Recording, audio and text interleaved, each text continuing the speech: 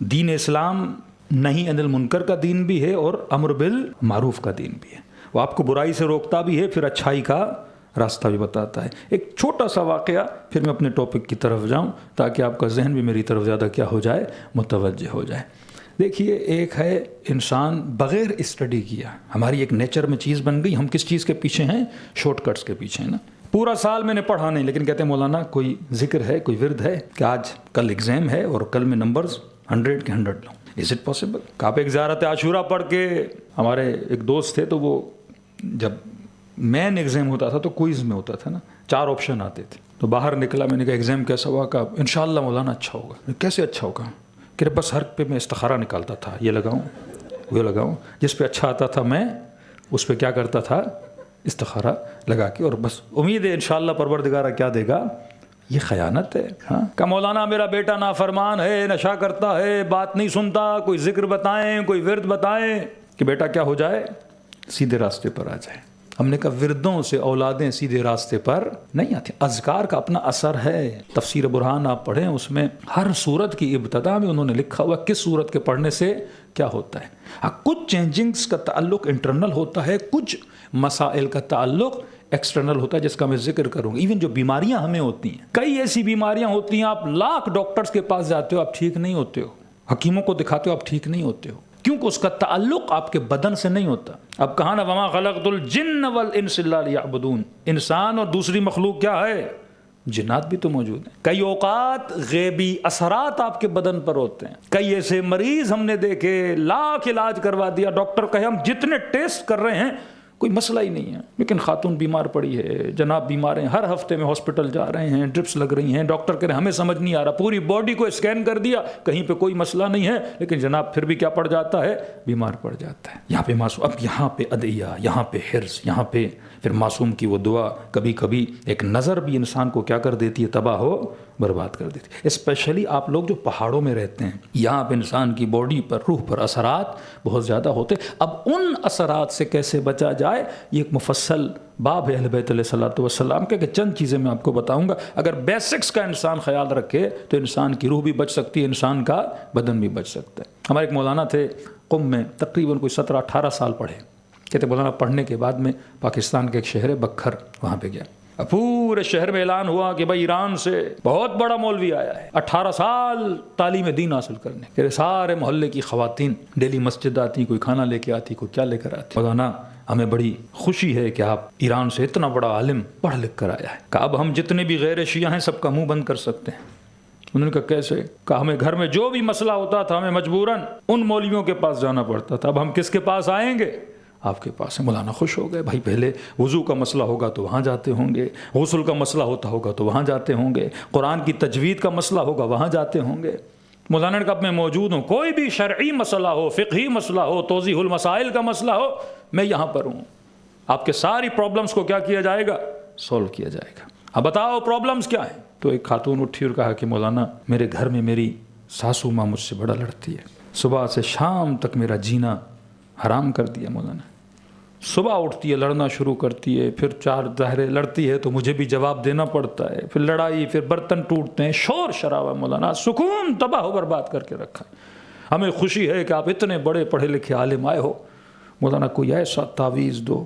کہ سارے مولویوں کے تعویذ ہم نے لگا دیے، اس بڑھیا پہ اثر ہی نہیں ہو رہا. مولانا پریشان. کہ بھائی میں 18 سال علم دین حاصل کرنے گیا تھا، یہ جادو جنبل تو حاصل نہیں کرنے گیا تھا. کا غصہ ہو گیا، آپ کیسے مولوی ہو؟ 18 سال یہ نہیں پڑھا تو پڑھا کیا؟ کا روزہ پڑھا، حج پڑھا، زکوٰۃ پڑھا. تو کہا کہ نہیں آپ اتنے بڑے مولوی نہیں ہو. کا پھر کوئی آئے، کسی کو محبت کا مسئلہ، کسی کو بغض کا مسئلہ، کوئی کہے میرا شوہر سنا ہے دوسری کرنا چاہتا ہے، کوئی ایسا تعویذ دیں کہ یہ سیدھے راستے پر آ جائے. مولانا کہیں ڈیلی یہی مسئلے. کہتے اب میں پریشان ہو گیا، لوگوں نے مسجد میں آنا چھوڑ دیا. کہ اس مولوی کو کچھ بھی نہیں آتا. ہمارے گلگت کے ایک مولانا کہتے ہیں کراچی کے شہر میں، جگہ کا نام نہیں لوں گا، کہتے کچھ مومنین دوڑے. یہ ہماری قوم کا حال ہے. جب ہم اہل بیت کے ان ترتیب پہ زندگی نہیں گزارتے تو مسائل ہوتے ہیں. کہ مولانا دوڑے دوڑے آئے، مولانا غسل دینا ہے، کفن دینا ہے. مولانا کہتے ہیں جلدی جلدی تیار ہو. بھائی غسل کفن کس کو دینا ہے، کس کو دینا ہے؟ کب پہنچا تو ذوالجناح امام حسین کا، کہ مولانا اس کو غسل و کفن دینا ہے. میں نے کہا کیا ہوا؟ کہ مولانا لے جا رہے تھے اور پاؤں پھسل گیا اور پاؤں اس کا ٹوٹ گیا اور ذوالجناح شہید ہو گیا ہے، تو اس کو غسل و کفن دے، ہم نے دفنانا ہے۔ مولانا کہتے اگر میں کہتا ہوں کہ گھوڑے کا غسل و کفن نہیں ہوتا، وہ چاہے ذوالجناح ہی کیوں نہ ہو، تو یہ سارے مجھ پہ لپٹ جائیں گے، آپ توہین کر رہے ہیں بھائی امام حسین کے ذوالجناح کی۔ تو کہا میں جان کیسے بچاؤں؟ تو میں نے ان جناب کو بولا، میں نے کہا دیکھو بھائی میں چھوٹا سا طالب علم ہوں، اتنا میں نے پڑھا نہیں ہے، میں نے اتنا پڑھا کہ انسانوں کو کیسے دیا جاتا ہے، یہ ایک لمبی ڈگری ہوتی ہے مجتہدوں کی، کہ جن کو پتہ ہو کہ پھر ذوالجناح کو کیسے غسل دیا تھا، آپ بڑے مولوی کو بلاؤ، مجھے نہیں آتا۔ کہتے یہ کہہ کے میں نے اپنی جان کیا کر لی، بچا لی۔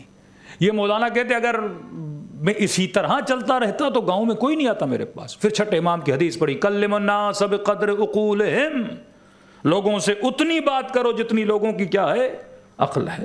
میں نے کہا خاتون آؤ، بس میں چھپا رہا تھا، بتا نہیں رہا تھا، میرے پاس ہے تمہارے لیے کوئی عمل، کہ بس آپ میری ساسو ماں کا اگر منہ بند کر دیں مولانا تو آپ جو کہیں گے یہ پورے گاؤں میں آپ کی تبلیغ کا اثر ہوگا۔ انہوں نے کہا ٹھیک ہے آؤ۔ کہتے کاغذ لیا اور میں نے کاغذ کو بند کیا، میں نے کہا یہ لو۔ کہ مولانا اس کا کیا کرنا ہے؟ پتھر کے نیچے رکھوں، پنکھے سے باندھوں، دریا میں ڈالوں، تیل میں ڈبو کے جلاؤں؟ مولانا کہتے ہیں اس نے پورا PhD کیا ہوا تھا۔ میں نے کہا نہیں، نیا طریقہ ہے، کیونکہ بھائی میں قم سے پڑھ کے آیا ہوں اور 18 سال پڑھ کے آیا ہوں، یہ چھوٹے موٹے لوگوں کے طریقے ہیں، طریقہ نیا اور اثر دیکھنا ایسا ہوگا۔ کہ مولانا کیا کرنا ہے؟ کہ دیکھو صبح ہو جیسے تمہاری سانس کے ساتھ تمہاری لڑائی شروع ہو جائے تو اس تعویذ کو رکھنا دانتوں کے بیچ میں، جتنا وہ بولے اتنا اسے دبانا، کا اثر دیکھنا۔ مولانا کہتے 3 دن نہیں گزرے، دیکھا صبح چاول کی روٹی، مکھن، لسی، ساگ۔ کہتے اتنی خدمت نماز پڑھانے پہ کسی نے نہیں کی، اتنی خدمت روزے پڑھانوں پہ کسی نے نہیں کی۔ کہ کس نے بھیجا ہے؟ کہ اس خاتون نے بھیجا ہے۔ پورے گاؤں میں مشہور ہو گیا اس مولوی کا تعویذ جیسا کسی کا تعویذ نہیں ہے جناب۔ خاتون کیا ہوا کہ مولانا بس دانت کے نیچے رکھا، جس طرح آپ نے کہا تھا اسی طرح دبایا، within 5 to 10 minutes میری سانس کیا ہو گئی؟ مکمل خاموش ہو گئی۔ کہ اب 1 ہفتہ گزر گیا، گھر میں کوئی جھگڑا، گھر میں کوئی لڑائی ہے ہی نہیں، اس کا اخلاق بھی میرے ساتھ کیا ہو گیا ہے، اچھا ہو گیا ہے۔ مولانا کا تعویذ ہے۔ خاتون نے پلو اٹھایا، کہا مولانا 24 گھنٹہ باندھ کے رکھتی ہوں۔ لڑائی شروع ہوئی اور تعویذ نکالا اور دانتوں کے نیچے دیا اور میں نے دے دنا دن دبانا شروع کر دیا اور وہیں پہ میری سانس کیا ہو جاتی ہے، خاموش ہو جاتی ہے۔ تو مولانا نے کہا ذرا تعویذ کو کھولو۔ اس خاتون نے کھولا، کیا دیکھا؟ سفید کاغذ ہے۔ غصہ ہو گئی، مولوی صاحب میرا مذاق اڑا رہے تھے اتنے دن سے، بلینک پیپر کچھ بھی نہیں لکھا اور آپ نے مجھے کہا کہ دباتے جاؤ۔ کہ یہ چھوڑ دو بلینک پیپر ہے، بتاؤ اثر ہوا کہ نہیں؟ کہ یہی تو میرا کمال ہے، لوگوں کے لکھے ہوئے میں اثر نہیں ہوتا، میں نے بلینک پیپر دیا اور اس میں اتنا اثر پایا جاتا ہے۔ پھر اسے بٹھایا کہ اللہ کی بندی، یہ اس کاغذ ٹکڑے کا اثر نہیں تھا، یہ امیر المؤمنین کے فرمان کا اثر تھا۔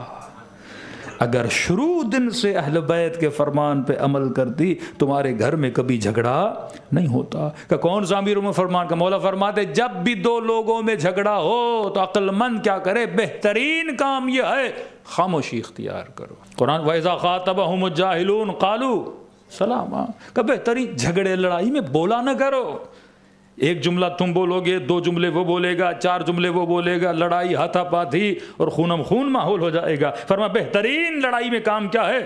خاموشی اختیار کرو۔ اگلا بندہ بھی بول بول کر تھک جائے گا۔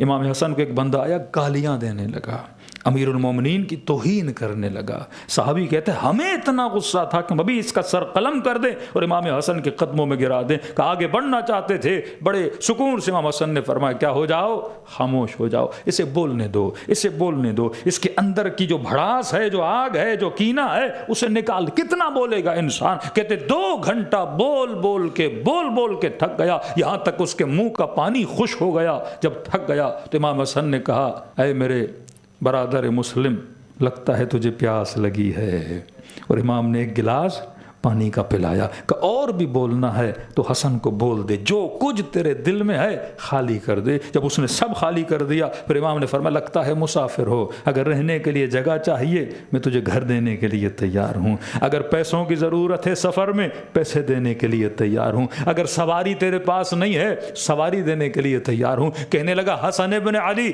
میں 2.5 گھنٹے سے گالیاں دے رہا ہوں اور آپ مجھ سے خوش اخلاقی سے پیش آ رہے ہیں۔ امام نے فرمایا جو تو کر رہا ہے وہ تو تیرا کردار ہے، جو میں کر رہا ہوں یہ میرے بابا علی کا سکھایا ہوا کردار ہے۔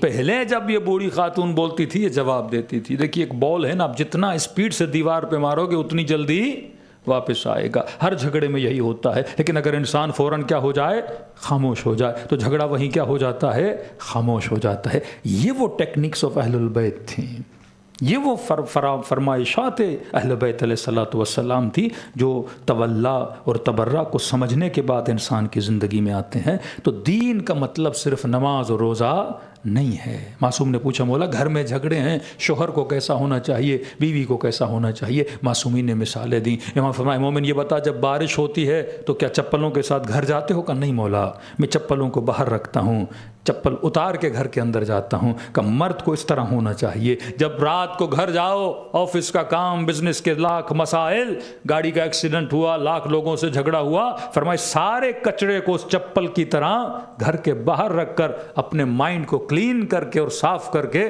گھر کے اندر جایا کرو۔ اس طرح شوہر کو ہونا چاہیے، یہ نہیں کہ باہر کا غصہ بچوں پہ اتارنے لگے، باہر کا غصہ بیوی پہ اتارنے لگے، بزنس کی ٹینشن اولاد پہ اتارنے لگے، تو گھر کا ماحول کیا ہو جائے گا، خراب ہو جائے گا۔ کہ مولا بیوی کو کیسا ہونا چاہیے؟ معصوم نے فرمایا کھلے ہوئے گلاب کے پھول کی طرح ہونا چاہیے، کہ جب تھکا ٹوٹا مرد گھر میں آئے تو بیوی کو کھلے ہوئے پھول کی طرح اس کا استقبال کرنا چاہیے۔ تو ہمارے گھر کیا بن جائیں گے؟